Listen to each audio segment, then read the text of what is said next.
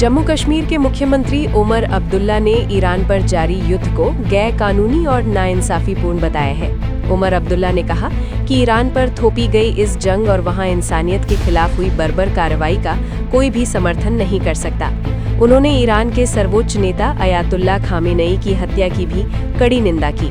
मध्य पूर्व में बढ़ते तनाव के बीच उनका ये बयान अब राजनीतिक रूप से भी काफी अहम माना जा रहा है। राजौरी में एंटी करप्शन ब्यूरो ने भ्रष्टाचार के खिलाफ बड़ी कार्रवाई की है। पालमा क्षेत्र में एसीबी की टीम ने वन विभाग के 2 कर्मचारियों को रिश्वत लेते रंगे हाथ गिरफ्तार किया। गिरफ्तार आरोपियों में एक फॉरेस्टर और एक फॉरेस्ट गार्ड शामिल हैं। बताया जा रहा है कि दोनों एक काम के बदले रिश्वत की मांग कर रहे थे, जिसके बाद शिकायत मिलने पर एसीबी ने जाल बिछाकर उन्हें दबोच लिया। मामले में केस दर्ज कर आगे की जांच जारी है। जम्मू कश्मीर की राजनीति में ईरान मुद्दे पर बयानबाजी तेज हो गई है। नेशनल कांग्रेस के विधायक तनवीर सादिक ने ईरान के साथ एकजुटता जताते हुए कहा कि पूरी नेशनल कांग्रेस और जम्मू कश्मीर सरकार ईरान के साथ खड़ी है। ने कहा कि अयातुल्ला सैयद अली खामेनेई की हत्या की वो कड़ी निंदा करते हैं। तनवीर सादिक ने इस मुद्दे पर कॉल अटेंशन नोटिस और अजॉर्नमेंट मोशन भी विधानसभा में दाखिल किया है। जम्मू में डिप्टी सीएम सुरेंद्र चौधरी ने पेट्रोल डीजल कीमतों में कमी, एलपीजी संकट, अमेरिका ईरान तनाव और विधानसभा हंगामे पर प्रतिक्रिया दी। उन्होंने कहा कि दुनिया के हालात जल्द बेहतर होने चाहिए, क्योंकि वैश्विक परिस्थितियों का असर भारत पर भी पड़ता है। मध्य पूर्व तनाव के बीच देश में ईंधन और एलपीजी सप्लाई को लेकर चिंता बनी हुई है, जिस पर केंद्र सरकार लगातार नजर बनाए हुए है। जम्मू में बीजेपी विधायक विक्रम रंधावा ने कांग्रेस नेता दिग्विजय सिंह के अयोध्या दौरे पर तंज कसा है। दिग्विजय सिंह ने रामलला मंदिर में पूजा अर्चना की, जिस पर प्रतिक्रिया देते हुए विक्रम रंधावा ने कहा कि अगर अब उन्हें समझ आ गई है तो ये अच्छी बात है। उन्होंने कहा कि देश की आस्था और भावनाओं का सम्मान हर नेता को करना चाहिए। जम्मू कश्मीर विधानसभा में ईरान मुद्दे पर जोरदार हंगामा देखने को मिला। नेशनल कांग्रेस के विधायक मुबारक गुल ने कहा कि ईरान पर जिस तरह हमला हुआ और उसके सर्वोच्च नेता अयातुल्ला खामेनेई की हत्या की गई, उसकी दुनिया भर में कड़ी निंदा हो रही है। उन्होंने कहा कि वो चाहते थे कि सदन भी इस हमले की स्पष्ट रूप से निंदा करे।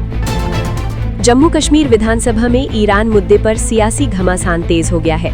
पीडीपी विधायक आगा मुंतजिर मेहदी ने कहा कि ईरान के सर्वोच्च नेता अयातुल्लाह इमाम खामेनेई की हत्या के बाद वे लगातार विरोध दर्ज करा रहे हैं। उन्होंने बीजेपी पर निशाना साधते हुए कहा कि भारत ईरान रिश्ते सिर्फ राजनीतिक नहीं बल्कि सभ्यतागत संबंध है। मेहदी ने ये भी कहा कि मुश्किल समय में ईरान भारत के साथ खड़ा रहा है। जम्मू में नेशनल लॉ यूनिवर्सिटी की मांग को लेकर बीजेपी ने आवाज बुलंद कर दी है।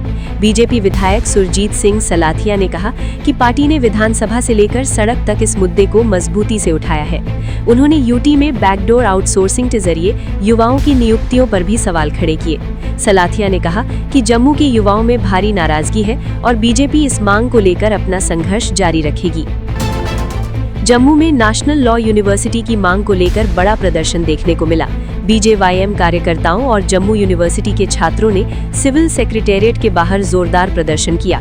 इस दौरान भारी पुलिस बल तैनात रहा और प्रदर्शनकारियों व पुलिस के बीच धक्का मुक्की भी हुई।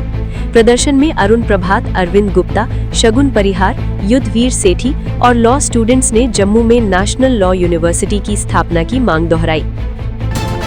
श्रीनगर में बीजेपी प्रवक्ता अल्ताफ ठाकुर ने नेशनल कांग्रेस पर दोहरा रवैया अपनाने का आरोप लगाया है। उन्होंने कहा कि एक तरफ नेशनल कांग्रेस जम्मू कश्मीर के विकास के लिए केंद्र से मिले अतिरिक्त 5,000 करोड़ रुपए के लिए प्रधानमंत्री, गृह मंत्री और वित्त मंत्री का धन्यवाद करती है, वहीं दूसरी ओर वही पार्टी विधानसभा के भीतर हंगामा और व्यवधान पैदा करती है।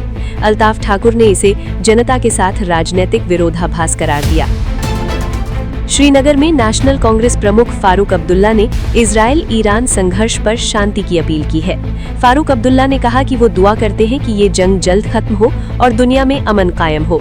उन्होंने कहा कि शांति ही एकमात्र रास्ता है ताकि सभी लोग सुकून और चैन के साथ जिंदगी सीख सके।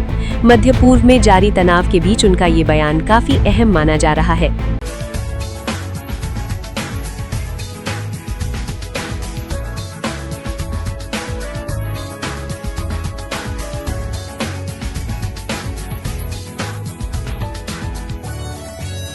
The Phonetic Linguistic Lab at SV Smart School helped me improve my pronunciation and speak in confidence, and enjoy the interactive activities, recordings, and fun practice sessions. It has made learning English easier, clearer, and more exciting every day.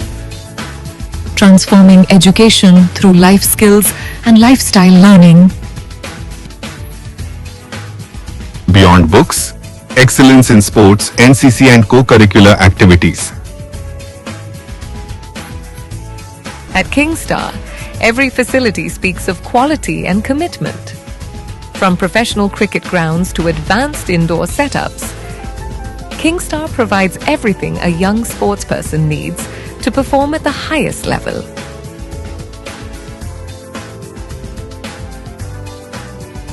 With commerce and humanities, we lay the foundation of careers in finance, business, and the social and governance sector. Building leaders in finance and business. Shaping leaders in society and governance. Highest positions in boards and competitive. NEET Sure for medical students, GE Sure for non-medical students, and direct programs for commerce and arts. Turning medical dreams into NEET success. 100 plus SP Smartians on the path to becoming doctors. Admissions are open for classes 11 and 12 in medical, non-medical, arts and commerce streams. SP Smart School. Visit our campuses to register.